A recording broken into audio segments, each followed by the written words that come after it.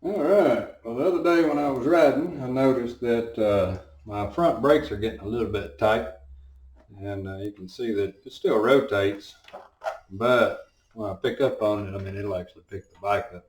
So the caliper's not releasing real well. Since front brakes are kind of important, I figured it's probably high time we take it apart and give it a good cleaning and just see what's going on with this. So up at the top, what I did is I got two straps and I just strapped the handlebars. That way it won't move, because when I take the cover off over here, if this tips around with the cover off, you're liable to slosh some brake fluid on your paint or something. So I want to keep that steady. That way I don't have to worry about the wheel accidentally tipping. We'll get set up here and see about looking at this brake system. All right, so we are up top looking at the top cylinder.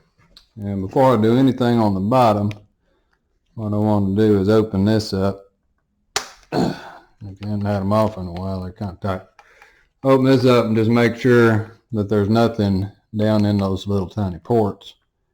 And also make sure that when I squeeze the lever that I get movement of the brake fluid that indicates that it's going down properly and also getting relief. So we'll start by taking the cover off. And this is where it's handy to have a shop towel or something, because you sure don't want to get this stuff on your paint. It'll eat the paint. I'll put those down there out of the way. Get me a little rag ready. So down inside of there, if you look down in the reservoir, let me hold my phone there so you can see. There's a big hole, and then there's this tiny little drilling.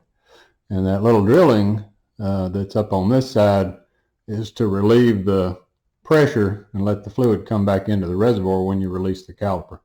So a good way to know whether or not that little one is the problem, if it's stopped up, is to just gently squeeze the caliper with it full. There you go, maybe you can just see it kind of ripple.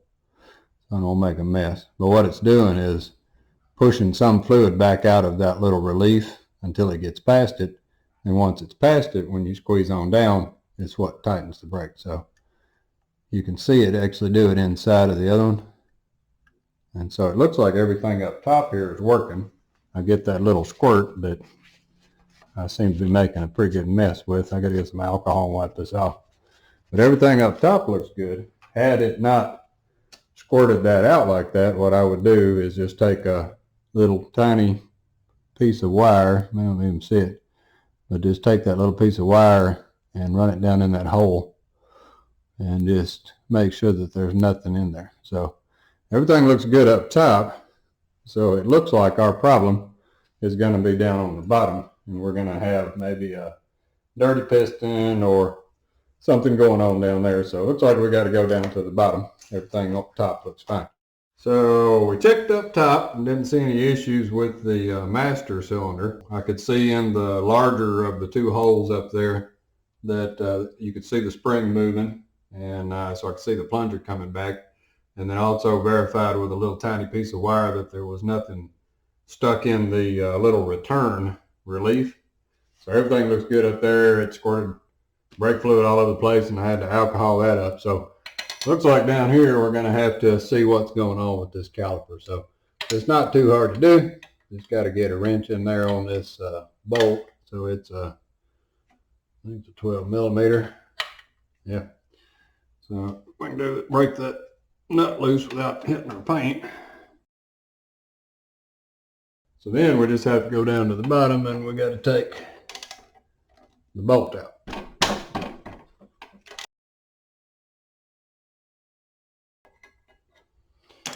And there we got our nut out. So as you can see, normally this would fall off, but mine's got a really tight grip on the rotor right now. So it's actually stuck on the rotor.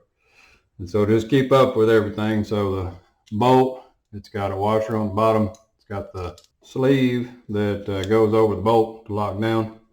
And then in between the top of the caliper and the bike is another big washer. And so we just got to put it all together like that. So mine's kind of on there tight. Normally, if you weren't having a problem, you could just get that off there, but I actually got to try to get that caliper loose. Like I say, it's not that it's super tight, it's that it's just locked on there. So let's wiggle him loose. And it shouldn't be that way. So now we know for sure we got a problem. And these aren't real heavy, so I can just hang it by the line. It's not going to hurt it. All right, so what we got to figure out is why inside of here, this piston is not retracting like it should. So for some reason, it's either got stuff behind it, which I don't think it would because I've done these brakes, I don't know, probably 2 years ago. And so it must be something else, but we're going to dissect him. So we can leave all this on there, and all we're interested in is this piston right here.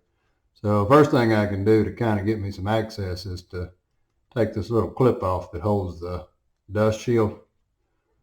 We'll pull that clip loose, and we'll take the dust shield off. And it could be something has got in there when we pull that loose. Oh, so as you can see right there, my dust shield hadn't been doing a very good job. So I got a lot of corrosion inside right here. Probably some bike riding in the rain and then some contaminated areas. So yeah, looks like the problem is my piston has gotten dirty.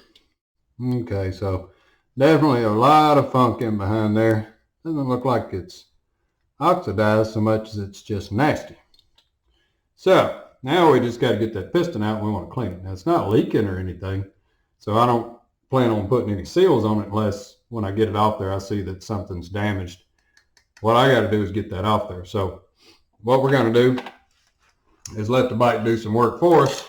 And since I'm going to change the fluid anyway, I'm going to use the brakes to actually move that piston out.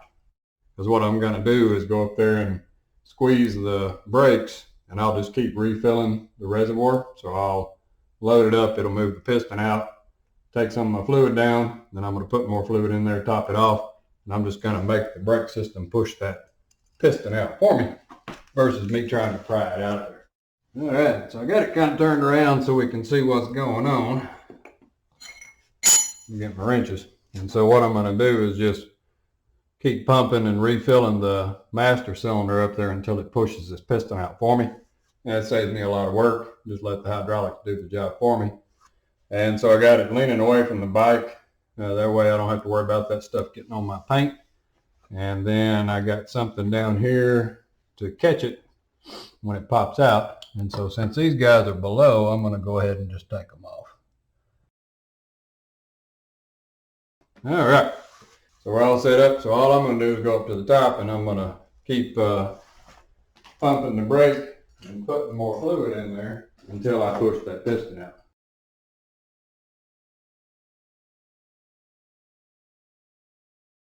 So once you get it out a pretty good ways, you can kind of feel it and see if it's to the point that it'll just pull on out of there.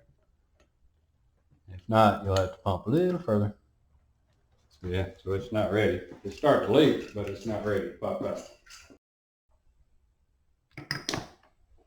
And there you go. So we just let the brake system do it for us. What it's going to do is bleed everything down, and you can see why I needed to put something in here, because it actually pushed the piston out. So the piston's in pretty good shape, and what happens is it just builds up crud right here on the inside of this, and it keeps that piston from coming back.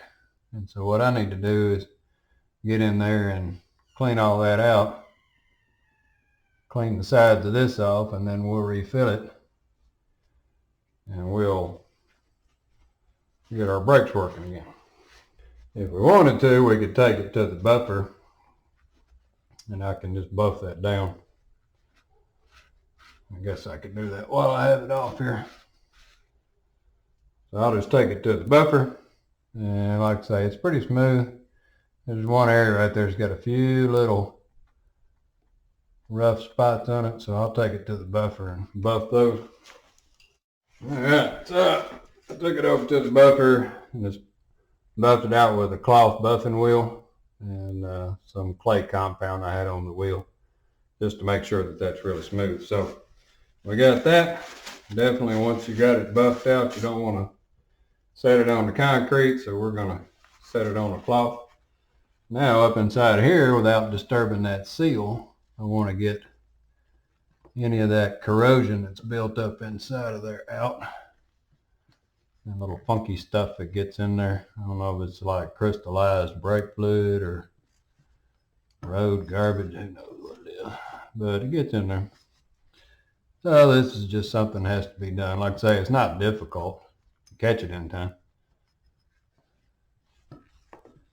There we go. So now we're all cleaned up. So what we want to do is push our piston back in there.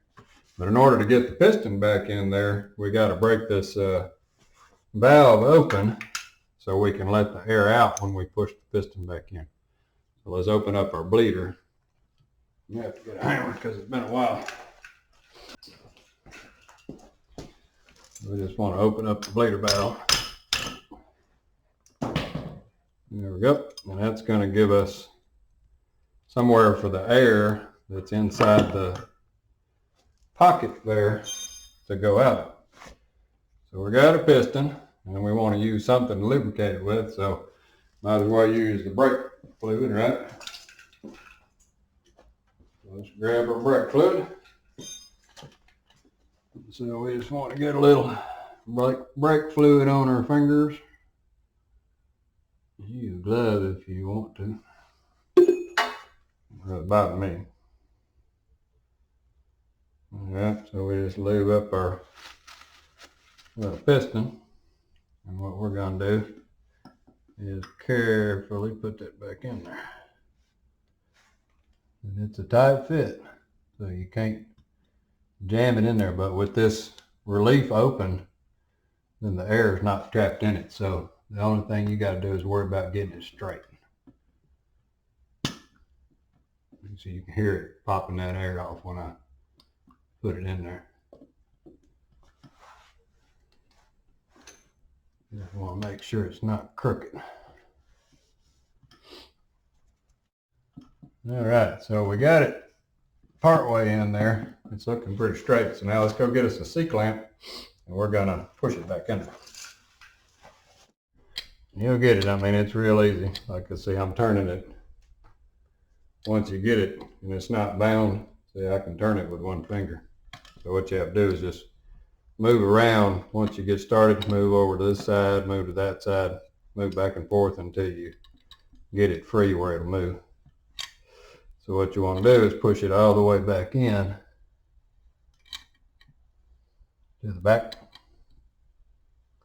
And it should go all the way. We still got to put our little dust seal on, so we don't want to go completely back because we still got to get that little dust seal put on there. So let's get him cleaned up and make sure we haven't gone too far, because it has to clip around the back and sometimes it's a booger if you go in too deep. So there we go. So we got our seal back on. And we just have to put our retaining clip back on. Clip it back over. They didn't leave you a lot of room, so it's best to start in the back.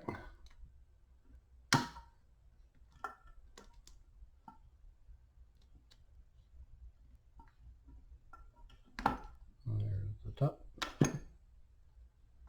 And there it is almost. And there we go. So our little dust boot's back on.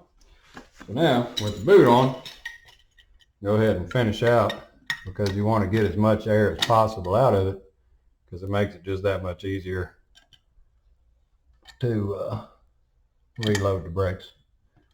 So go ahead and push it all the way to the back, tight as you can get it.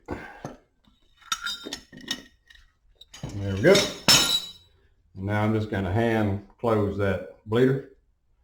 And what I want to do is refill it and then bleed it, but we want to do that after we put it back on the bike. That way, as you start bleeding, when you bleed the air out, you don't push your piston all the way out, and then you got to go back through the whole process of getting it out. So at this point, since it's gravity fed anyway, we'll put it back on the bike and put the brake shoes and everything back on, and then we'll do the bleeding process. Put the shoes on. Push the pin. Pull the little clip back over.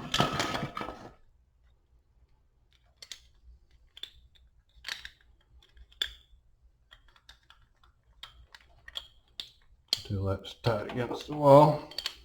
And there you go. Now your shoes are back in. Your piston's back on and it's all clean. Now we just put it back up on the bike. So to get it on the bike, these little tabs right on top, they fit up inside little grooves there. So that's the worst part of the whole thing, is getting those two little guys to get up in there sometimes. So we're done with all this oil stuff for a second. So now what we want to do is get our bolt back in. Like here.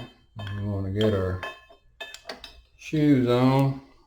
And that top washer goes in between.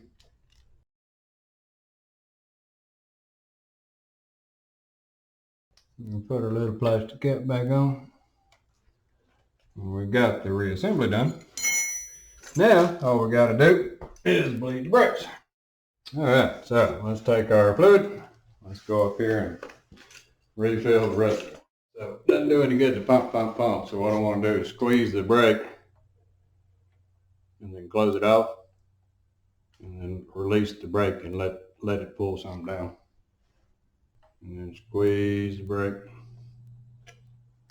And you heard it release. Open it, close it, release the brake. And squeeze the brake, open it, and then close it, release the brake.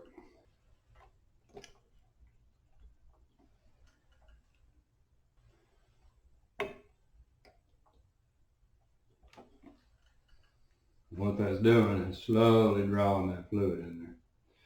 So you'll see it going down in the reservoir once it starts pulling. You don't have to pump it, just squeeze the brake in and then open it and close it and then release. And you'll feel the brake starting to come up after just a little bit. Yeah, so see right here in my line, in that short amount of time, you can see the oil is already starting to come up the line right there. Another tiny little air bubble. So now what I'm doing is, instead of just squeezing it in slow, I'm actually holding the brake real tight. And I'm releasing it fast and letting it force a bunch of air out if there's any trapped in there. It looks like we're pretty close right there. It feels like I got good brakes. We'll top it back off with a little more fluid. And now let's see if it's releasing. So now, see, the wheel is free. And then when I hit the brake up here, it locks it down. And so it's doing what it's supposed to do. Alright, so there we go. Quick and easy. We just want to make sure that's tight. Take that off, get all that brake fluid out. Make sure it doesn't get on anything. If it does get on something, wipe it off, because they leach your paint. And there we are. So now we got our wheel freed back up. Turned out it was just some crud on the piston that got underneath. And we're back in business. Well, alrighty. Well, thanks for watching, and keep it between the ditches.